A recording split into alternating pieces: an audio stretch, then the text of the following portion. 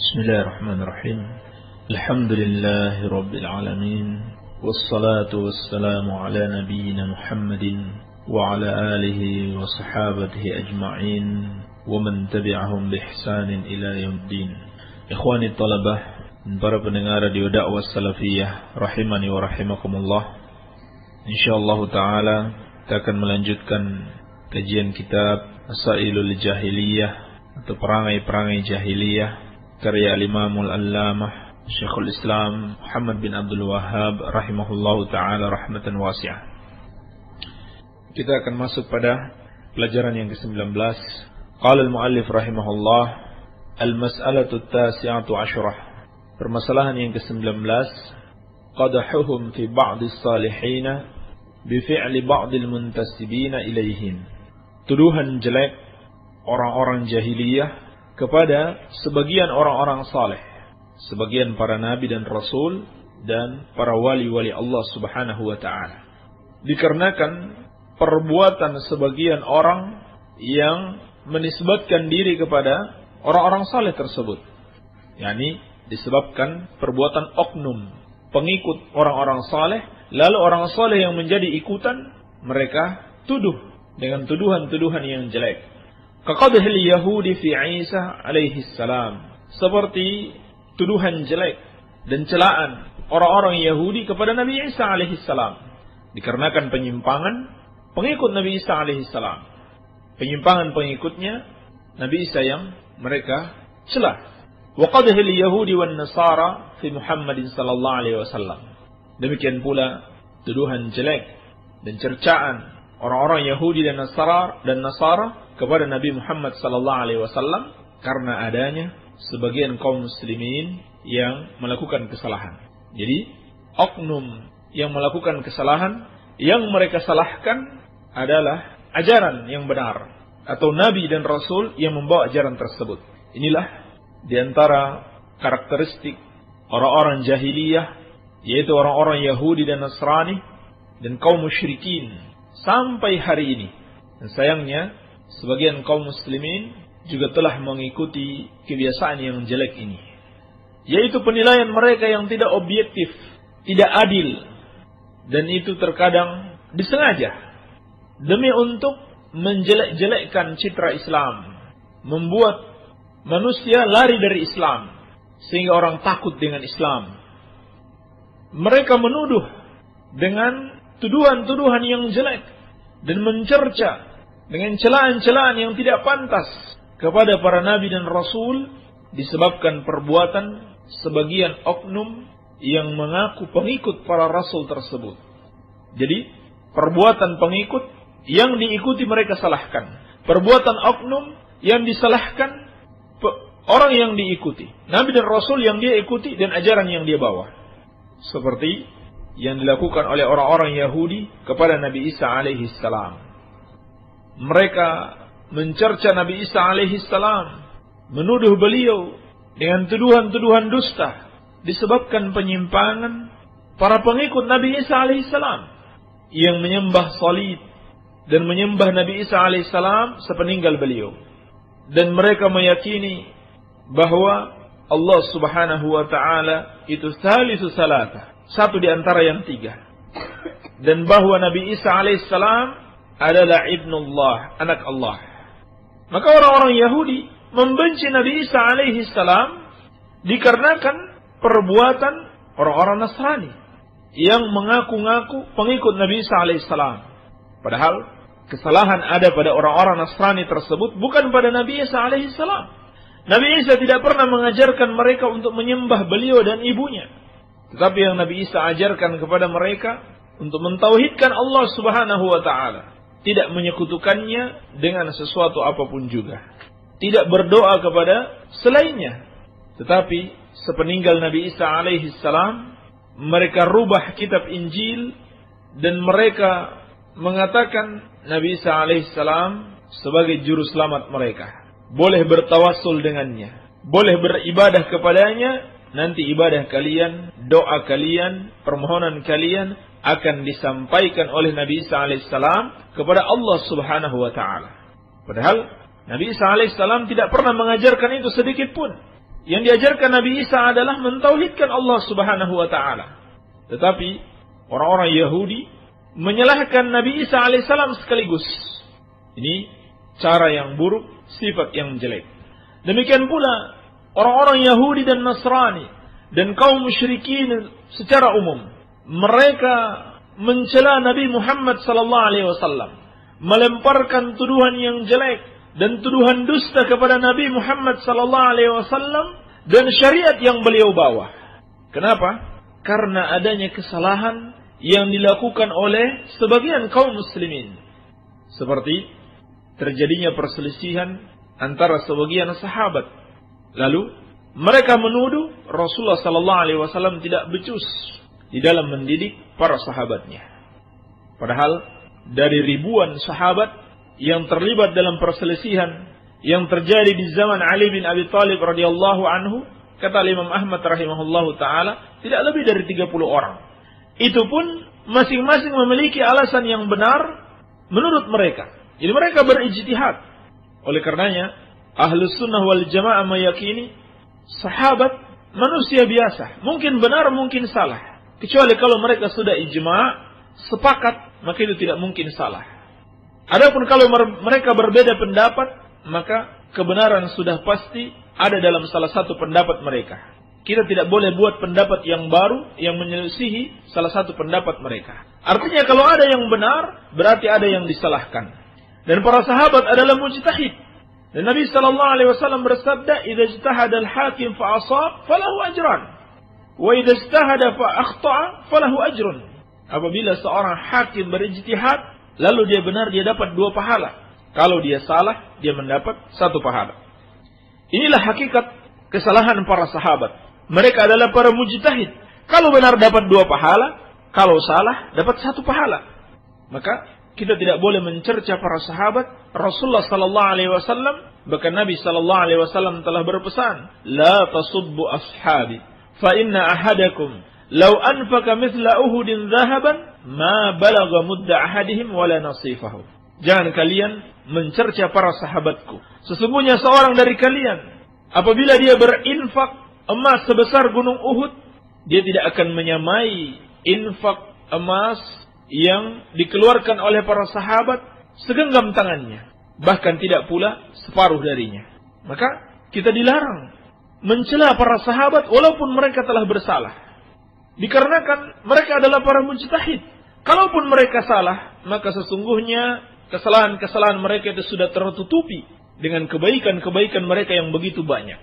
Di antaranya kebaikan mengajarkan Islam, menyampaikan Al-Quran dan Sunnah Rasulullah Sallallahu Alaihi Wasallam kepada generasi berikutnya. Tidak akan sampai Islam kepada kita hari ini kalau sahabat tidak menyampaikan kepada tabi'in, tabi'in tidak menyampaikan kepada tabi'in dan seterusnya hingga sampai kepada kita.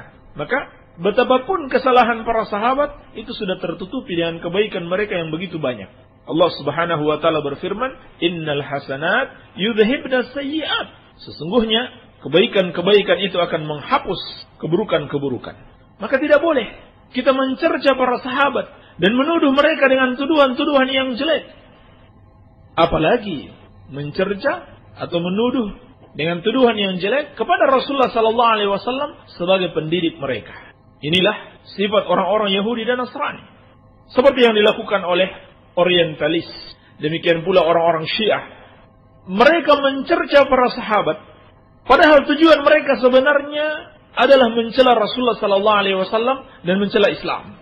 Sampai-sampai orang-orang Syiah itu menuduh para sahabat itu munafik dan murtad sepeninggal Rasulullah sallallahu alaihi wasallam, kecuali beberapa orang saja. Tujuan mereka tidak lain untuk mencela Rasulullah sallallahu alaihi wasallam dan mencela Islam. Kenapa? Kalau sahabat sudah dikatakan munafik, sudah dikatakan kafir, maka kalau begitu, yang mendidik mereka itu tidak becus. Sebab al-mar'u 'ala dini khalilih. Agama itu, seseorang itu tergantung agama sahabat dekatnya. Siapa sahabat mereka yang mendidik mereka? Rasulullah sallallahu alaihi wasallam. Demikian pula Al-Quran yang ada di tangan kita dan juga sunnah Rasulullah sallallahu alaihi wasallam. Kalau begitu semuanya tidak bisa diamalkan. Karena dibawa oleh orang-orang yang sudah dituduh munafik, sudah dituduh murtad. Sebagaimana tuduhan orang-orang Syiah. Dan inilah tujuan mereka. Itulah sebabnya buku-buku orientalis yang banyak beredar atau dikutip oleh penulis-penulis IAIN atau UIN yang mencerca Abu Hurairah radhiyallahu anhu, tujuan mereka sebenarnya bukan pribadi Abu Hurairah. Sebab tidak ada manfaatnya. Abu Hurairah sudah meninggal. Tujuan mereka untuk mencela Nabi Muhammad sallallahu alaihi wasallam dan mencela Islam. Kenapa? Karena Abu Hurairah dididik oleh Nabi Muhammad sallallahu alaihi wasallam dan Abu Hurairah adalah sahabat yang paling banyak meriwayatkan hadis dari beliau. Kalau Abu Hurairah mereka benci, mereka lemparkan tuduhan jelek kepadanya, maka semua hadis yang diriwayatkan Abu Hurairah tidak dapat diterima. Inilah tujuan mereka. Jadi Abu Hurairah cuma dijadikan korban. Tujuan mereka untuk Islam, untuk menjelek-jelekan Islam. Ini sifat orang-orang Yahudi dan Nasrani. Demikian pula pada hari ini, kesalahan sebagian kaum muslimin yang mengaku-ngaku pengikut Rasulullah sallallahu alaihi wasallam dan pengikut generasi as-salafus saleh, lalu ternyata mereka melakukan penyimpangan-penyimpangan yang justru bertentangan dengan ajaran Rasulullah sallallahu alaihi wasallam dan generasi salaf. Lalu pada akhirnya orang-orang kafir menuduh Islam agama yang buruk dan menuduh Rasulullah sallallahu alaihi wasallam membawa ajaran yang sesat. Padahal hanya perbuatan oknum. Sebagaimana mereka menuduh Islam agama teror katanya, agama terorisme, agama pedang, dikarenakan perbuatan sebagian orang yang melakukan aksi-aksi teroris. Ini sifat orang-orang kafir. Mungkin kita pernah membaca media-media yang terbit di Amerika, di Inggris, di Perancis. Bukan lagi kaum muslimin yang mereka cela. Sudah agama kaum muslimin. Islam, agama teroris kata mereka. Nabi Muhammad SAW pemimpin para teroris. Memerangi manusia tanpa alasan yang benar. Padahal hal itu hanya karena perbuatan oknum yang bertentangan dengan Islam itu sendiri. Ini yang menghalangi mereka mendapatkan hidayah. Bagaimana bisa mereka mendapatkan hidayah lagi kalau sudah memiliki pandangan yang jelek terhadap Islam? Maka mereka akan sulit mendapatkan hidayah kecuali yang dirahmati oleh Allah Subhanahu wa taala. Dan sayang sekali kebiasaan orang-orang jahiliyah, orang-orang kafir ini diadopsi oleh sebagian kaum muslimin. Melihat ada orang yang nampak di dalam dirinya semangat beribadah, bahkan menampakkan syiar-syiar Islam. Dia memelihara jenggot sesuai perintah Rasulullah sallallahu alaihi wasallam. Dia selalu menggunakan baju yang menutup auratnya, atau terkadang menggunakan baju yang biasa dikenakan para ulama di Timur Tengah. Dia menggunakan pakaian di atas mata kaki. Tetapi sayangnya pergaulan dia dengan manusia tidak baik. Tidak ramah kepada tetangga. Tidak suka membantu tetangga yang lagi kesusahan. Atau penampilannya tidak bersih. Rumahnya kotor. Lalu karena kesalahan orang ini, mereka mengatakan kalau begitu ajarannya ajaran sesat. Ajarannya ajaran sesat. Padahal yang bersalah dia, bukan ajarannya. Ajarannya tidak mengajarkan seperti itu. Islam tidak mengajarkan seperti itu. Maka jangan kita salahkan suatu ajaran dikarenakan perbuatan oknum. Tetapi lihat dari mana sumber ajarannya. Apakah benar dari Al-Quran dan Sunnah Rasulullah Sallallahu Alaihi Wasallam, ataukah memang dia yang sendiri mengada-ngadakannya? Dia sendiri yang berbuat kesalahan, bukan berasal dari ajaran Al-Quran dan Sunnah Rasulullah Sallallahu Alaihi Wasallam. Dan ini juga peringatan kepada setiap orang yang mau taat kepada Allah dan mengikuti jalan Rasulullah Sallallahu Alaihi Wasallam dan para sahabatnya. Perbuatan kalian akan dijadikan senjata untuk menyalahkan ajaran yang kalian lakukan. Maka hati-hati, jangan sampai menjadi sebab orang-orang lari dari dakwah ini karena perbuatan kita. Tetapi jadilah sebab mereka mendapatkan hidayah, bukan sebaliknya. Membuat mereka lari dari dakwah ini karena sikap kita kepada mereka yang tidak baik. Karena kita belum bisa memberikan keteladanan dalam hal-hal yang baik, yang nampak di mata mereka. dari sisi akhlak, dari sisi kebersihan ataupun kesehatan dan sebagainya yang mudah disaksikan oleh orang. Kalau kita tidak bisa memberikan contoh yang baik, tidak bisa memberikan keteladanan, bukan hanya kita yang disalahkan, tetapi yang sangat berbahaya, mereka menyalahkan manhaj yang hak, ajaran yang benar, ajaran yang dibawa oleh Rasulullah sallallahu alaihi wasallam dan para sahabatnya karena ulah kita, karena perbuatan kita. Maka hati-hati. Jadi kesalahannya bisa jadi dari dua sisi. Dari sisi orang yang mengikuti kebenaran dan dari sisi orang yang menuduh. Dari sisi orang yang mengikuti kebenaran karena dia tidak mengikutinya dengan sebenar-benarnya. Terkadang alhamdulillah dia sudah berakidah dengan akidah salafus saleh, akidah sahihah yang berasal dari Al-Quran dan As-Sunnah. Dia sudah beribadah mengikuti petunjuk Rasulullah sallallahu alaihi wasallam, tetapi sikap dia kepada manusia, akhlaknya kepada kaum muslimin belum mengikuti teladan generasi salaf. Dia belum memiliki keinginan yang besar agar manusia mendapatkan hidayah, mengikuti ajaran yang benar, sehingga dia bersikap keras, kasar dan kaku di dalam pergaulan dengan masyarakatnya. Akibatnya masyarakat juga bertindak salah. Mereka menganggap ajaran yang dia bawa ajaran yang sesat. Terlihat dari sikapnya yang tidak baik kepada masyarakat, kepada kaum muslimin. Padahal bukan ajarannya yang salah, tetapi dia sendirilah yang salah. Maka kesalahannya dari dua sisi. Oleh karena itu, kita dituntut untuk mengikuti kebenaran secara menyeluruh, bukan hanya separuh-separuh. Dan dituntut untuk menyikapi segala sesuatu itu dengan ilmu, bukan sekedar semangat, tahu sedikit, lalu menerapkannya tanpa didasari oleh ilmu. Tapi harus dengan ilmu. Mengetahui apa yang akan kita sampaikan, dan mengetahui cara menyampaikannya, dan mengetahui kondisi orang yang akan kita sampaikan. Ini kalau kita mau berdakwah. Bukan sekedar kita tahu apa yang akan kita sampaikan, lalu semua yang kita tahu kita sampaikan. Setiap orang yang kita ketemu kita sampaikan semua yang kita tahu. Itu tidak benar.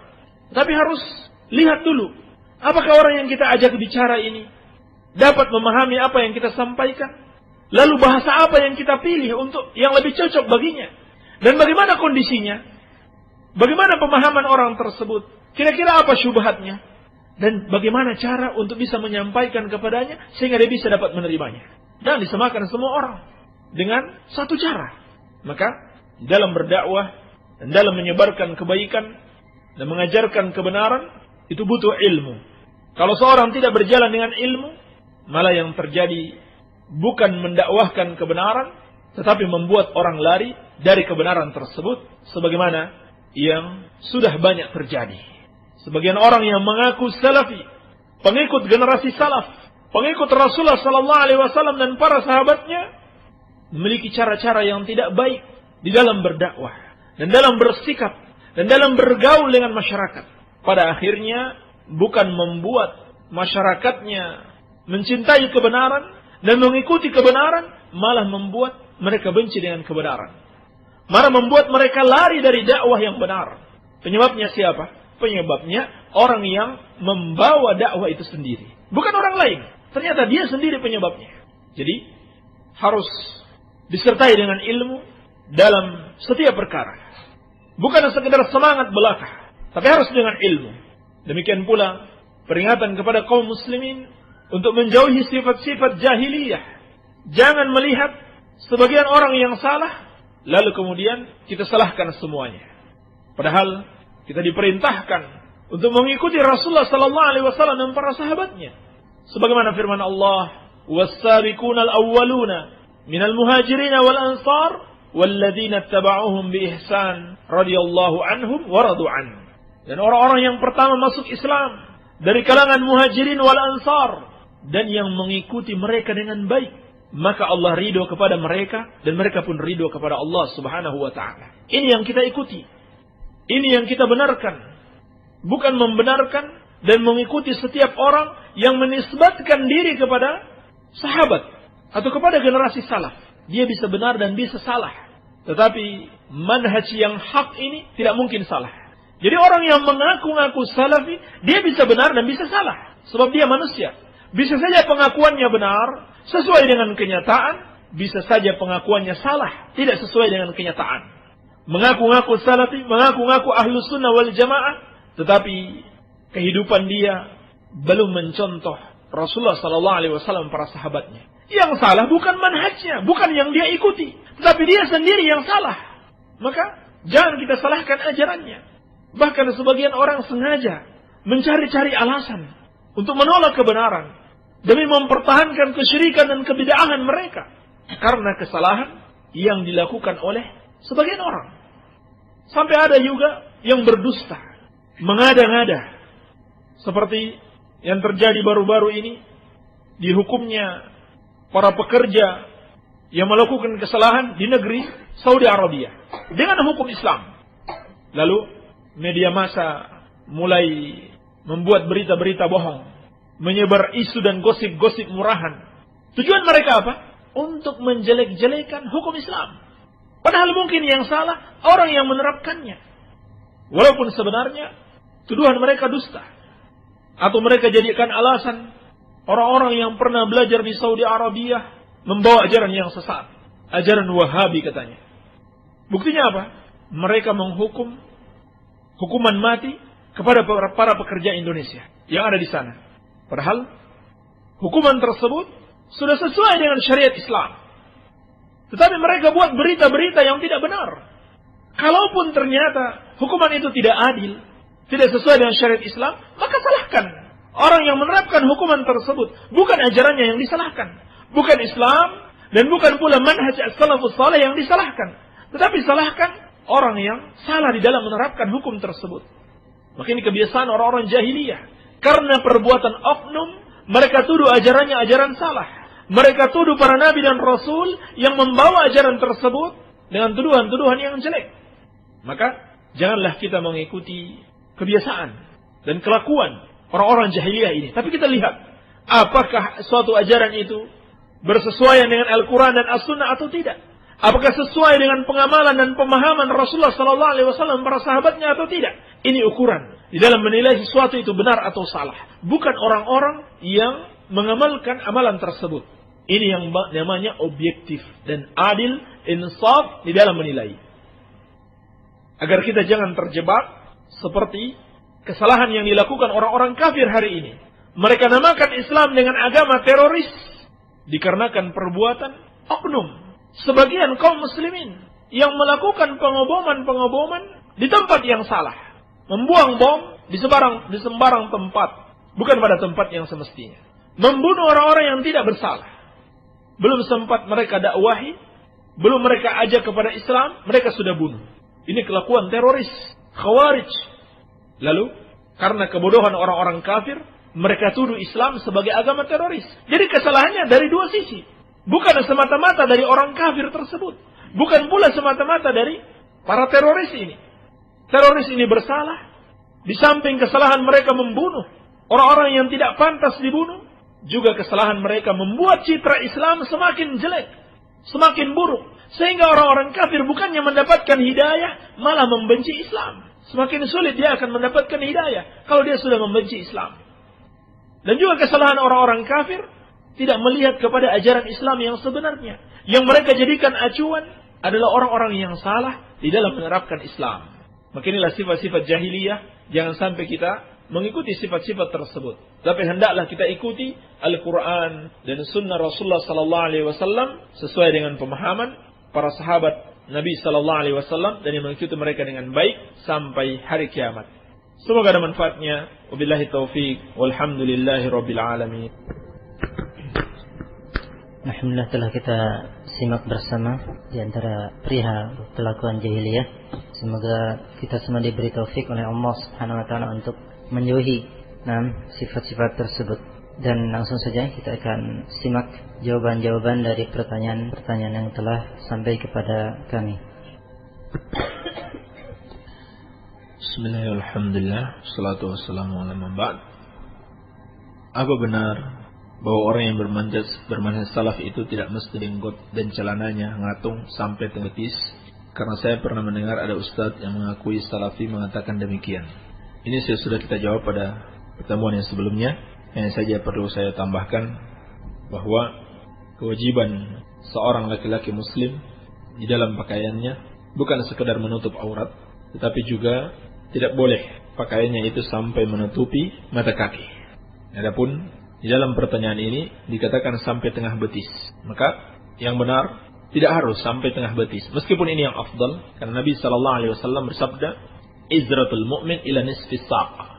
Kain sarung seorang muslim itu sampai ke tengah betis. Ini jelas sabda Nabi sallallahu alaihi wasallam. Tetapi tidak harus dan tidak wajib pakaian itu sampai ke tengah betis. Cuma ini yang afdal, yang harusnya adalah di atas mata kaki atau tidak menutup mata kaki walaupun tidak sampai ke tengah betis. Iya. Sebab Nabi sallallahu alaihi wasallam bersabda, "Ma asfala minal ka'bayn minal izari fin nar." Apa yang di bawah mata kaki dari kain sarung itu tempatnya di neraka. Wala haraj fi ma bainahu bainal ka'bayn. Jadi tidak mengapa antara betis dan mata kaki. Baik. Apa perbedaan antara bid'ah dan khilafiyah? Karena saya sering mendengar ustaz-ustaz NU bahwa salafi kerjaannya hanya membahas khilafiyah. Seperti selalu membid'ahkan tahlilan, yasinan, Isra Mi'raj, Rajaban, Maulid Nabi dan lain-lain. Karena menurut orang-orang atau Ustadz NU itu semua masuk pada permasalahan khilafiyah, tidak perlu dibesar-besarkan. Karena hanya membuat umat terus berpecah belah. Mohon penjelasannya. Baik. Yang pertama, perbedaan antara bid'ah dan khilafiyah. Bid'ah itu jelas adalah sesuatu yang baru di dalam agama, yang tidak dicontohkan oleh Rasulullah sallallahu alaihi wasallam, yang disandarkan manusia kepada agama, padahal agama tidak pernah mengajarkannya. Itu bid'ah. Dan Nabi sallallahu alaihi wasallam bersabda, "Wa kullu bid'atin dhalalah wa kullu dhalalatin finnar." Setiap bid'ah itu sesat dan setiap yang sesat tempatnya di neraka. Sedangkan yang dimaksud dengan khilafiyah adalah permasalahan yang diikhtilafkan, yang diperselisihkan oleh umat, khususnya oleh para ulama. Nah, khilafiyah ini ada yang dibolehkan dan ada yang tercelah, ada yang dilarang.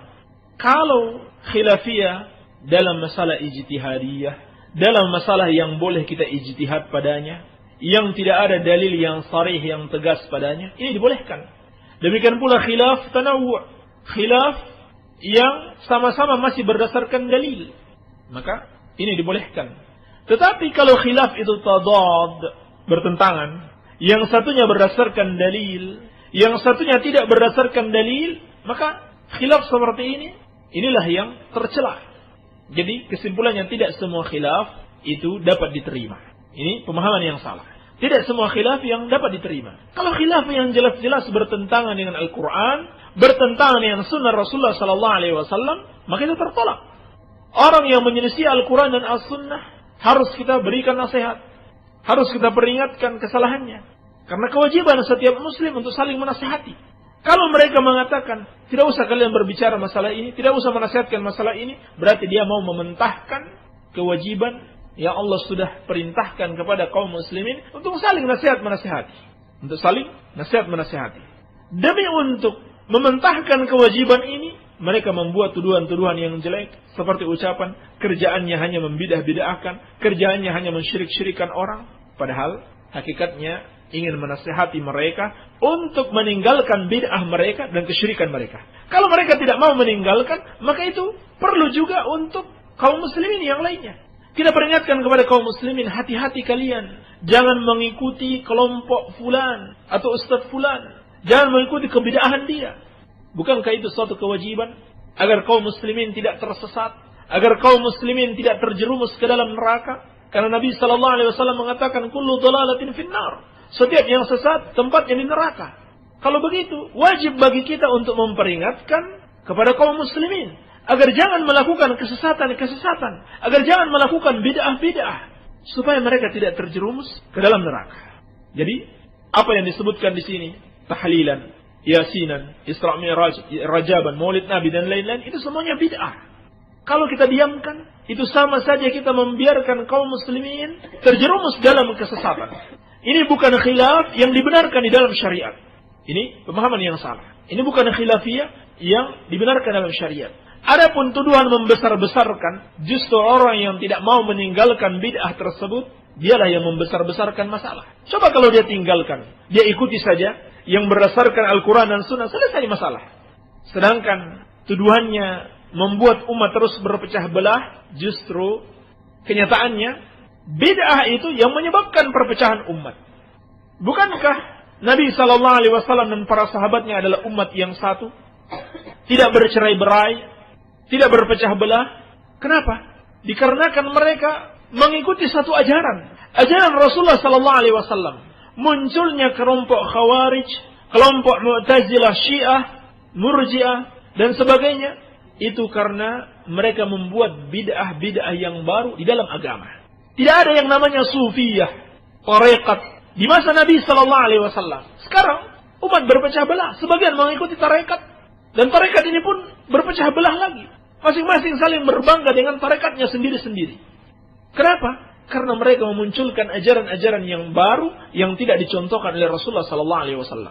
Jadi bid'ah-bid'ah itulah yang menyebabkan perpecahan umat. Dan perlu dipahami bahwa persatuan yang Allah inginkan bukan sekedar asal ngumpul, asal kita baik-baikan, asal kita tidak saling mencela, asal kita tidak saling mencerca. Bukan itu. Tetapi persatuan yang Allah inginkan adalah persatuan di atas kebenaran. Bukan persatuan yang satu mengikuti bid'ah, yang satu mengikuti sunnah. Bukan itu. Persatuan yang Allah inginkan semuanya mengikuti sunnah. Allah Subhanahu wa taala berfirman, "Wa'tasimu bihablillahi jami'an wa la tafarraqu." Berpegang teguhlah kalian dengan tali agama Allah, yakni dengan Al-Qur'an. Bukan satunya mengikuti Al-Qur'an, yang satunya mengikuti selain Al-Qur'an. Tetapi yang Allah perintahkan sama-sama mengikuti Al-Qur'an. Itulah hakikat persatuan yang sebenarnya. Oleh karenanya, ketika Abdullah bin Mas'ud radhiyallahu anhu menjelaskan makna jamaah, makna persatuan, beliau mengatakan, al-jama'atu ma wafaqal haqqa wa in kunta wahdak. Jamaah atau persatuan itu apa yang sesuai dengan kebenaran meskipun engkau seorang diri. Jadi banyak sekali kesalahan pemahaman mereka, salah di dalam masalah khilafiyah, salah di dalam masalah perlunya untuk saling menasihatkan, salah di dalam berbuat kebid'ahan, dan salah di dalam memahami persatuan dan perpecahan. Mereka anggap persatuan itu yang penting, tidak saling mencela. Walaupun sebagian mengamalkan bid'ah, sebagian lagi mengamalkan sunnah. Sudah sendiri-sendiri. Jangan saling mengurus orang lain. Itu yang mereka pahami. Padahal bukan itu persatuan yang diinginkan Allah Subhanahu wa ta'ala. Persatuan yang diinginkan Allah adalah persatuan di atas kebenaran. Semuanya mengikuti ajaran Rasulullah sallallahu alaihi wasallam. Kalau ada seorang diri yang mengikuti kebenaran, lalu seluruh orang menyelisihinya, maka yang dianggap orang yang bersatu adalah satu orang ini. Dan dianggap orang yang berpecah belah, yang memecah belah umat, adalah semua orang yang menyelisihi kebenaran tersebut. Baik, wallahu alam. Ustaz, bagaimana ini? Maunya saya rumah jangan ada TV-nya, tapi bapak dengan anaknya belum bisa ninggalkan. Jika diberitahu, jawabannya lihat TV saja tidak boleh. Yang saya tanya, Ustaz, apakah menurut yang demikian adanya amalan ibadah saya sehari-harinya dan malam apa tidak berguna? Dan hanya mendapat dosa saja? Baik. Yang pertama, telah dimaklumi keberadaan televisi di rumah seorang muslim membawa banyak sekali kemudaratan. Adanya gambar-gambar bernyawa yang Nabi sallallahu alaihi wasallam bersabda, "Innal malaika la tadkhulu baitan fihi surah." Sesungguhnya malaikat tidak akan memasuki rumah yang di dalamnya terdapat gambar bernyawa. Bukan saya gambar bernyawa, tapi gambar yang tidak pantas dilihat. Tidak pantas dilihat oleh seorang muslim. Yaitu gambar wanita-wanita yang membuka auratnya, bahkan perzinahan, ciuman, dan seterusnya. Setiap hari anak-anak kita dididik dengan kejelekan-kejelekan ini. Bahkan banyak juga siaran-siaran yang mengajarkan kesyirikan. Seperti yang saya pernah dengar, adanya acara pemburu hantu atau hipnotis, sulap. Film-film tentang bangkitnya seorang dari kuburnya atau orang yang sudah dibunuh lalu membalas dendam kepada orang-orang yang masih hidup, dan seterusnya. Film-film yang merusak akidah. Setiap hari kita dididik, anak-anak kita dididik untuk dirusak akidahnya, dirusak akhlaknya dengan guru besar ini yang namanya televisi. Belum lagi suara-suara musik, lagu-lagu yang Nabi sallallahu alaihi wasallam bersabda, "La yakunanna aqwamun min ummati yastahilluna al-hirra wal harira wal khamra wal ma'azif." Akan ada nanti segolongan dari umatku yang menghalalkan hal-hal yang tadinya diharamkan, yaitu khamar, sutra bagi laki-laki, perzinahan, dan alat-alat musik. Jadi banyak sekali mudarat yang ditimbulkan dari yang namanya televisi ini. Maka kita berusaha untuk menghilangkannya, menyingkirkannya dari rumah. Tetapi kalau belum bisa, seperti yang ditanyakan di sini, bapak dan anak-anaknya, maka dinasihati. Dinasihati dengan lemah lembut, disampaikan dengan dalil-dalil, baik dalil dari Al-Quran dan As-Sunnah, maupun dalil secara kenyataan dan logika yang sehat, agar mereka paham akan bahayanya televisi ini. Adapun kalau mereka belum mau mengikuti nasihat kita, maka itu sudah kesalahan mereka. Yang penting kita sudah menasihati, dan amal ibadah kita, insyaallah ta'ala, tidak terpengaruh dengannya, sepanjang kita tidak turut ridho dengan kesalahan mereka. Baik, wallahu a'lam. Salat 2 rakaat, 1 pakai surat ayat kursi 10 kali, dan rakaat kedua pakai surat ikhlas 10 kali. Katanya ia mendapat keridhaan yang terbesar dari Allah. Anas meriwayatkan Nabi SAW, barang siapa yang melaksanakan salat duha membaca ayat kursi 10 kali, rakaat ke-1 dan 10 kali surat ikhlas rakaat kedua, yang tanya Ustaz, apakah betul riwayat tersebut? Ini riwayat yang palsu, tidak ada dalil yang sahih dari Rasulullah SAW. Yang benar, mau baca surat apa saja, itu dibolehkan. Ustaz, di kampung saya kalau menguburkan mayit suka mengumandangkan adzan dan qomat. Apakah yang dicontoh oleh Rasulullah SAW? Tidak ada contohnya, tidak ada dalil yang sahih mengumandangkan adzan dan qomat di kuburan untuk menguburkan mayit. Baik, afwan, pada kesempatan ini saja yang bisa kita jawab. Mohon maaf yang belum bisa kita jawab karena satu halangan. Insyaallah ta'ala kita lanjutkan pada kesempatan yang akan datang. Lebih dan kurangnya saya mohon maaf. Subhanaka Allahumma wa bihamdika, asyhadu an la ilaha illa anta, astaghfiruka wa atubu ilaik. Sallallahu ala nabiyyina Muhammadin wa alihi wasallam. Walhamdulillahirabbil alamin.